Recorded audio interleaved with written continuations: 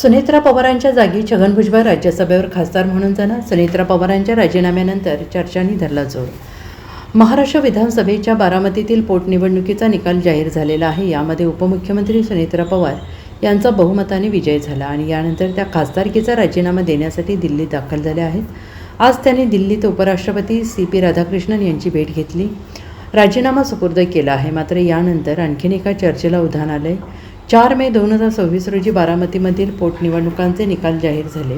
माजी उपमुख्यमंत्री अजित पवार यांच्या अपघाती निधनामुळे रिक्त झालेल्या या मतदारसंघात त्यांच्या पत्नी सुनेत्रा पवार यांनी विक्रमी आघाडी घेत मोठा विजय मिळवला आणि या दणदणीत विजयानंतर त्यांना आमदारकी मिळालेली आहे आणि म्हणून त्यांना खासदार हे पद सोडावं लागणार आहे.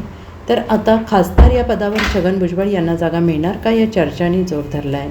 सूत्रांच्या माहितीनुसार याआधी छगन भुजबळ राज्यसभेवर जाण्यासाठी इच्छुक होते. त्यामुळे आता त्यांनी ही रिक्त जागा मिळणार का हे येत्या काळात कळणार आहे. Bureau report SBN Marathi, Mumbai.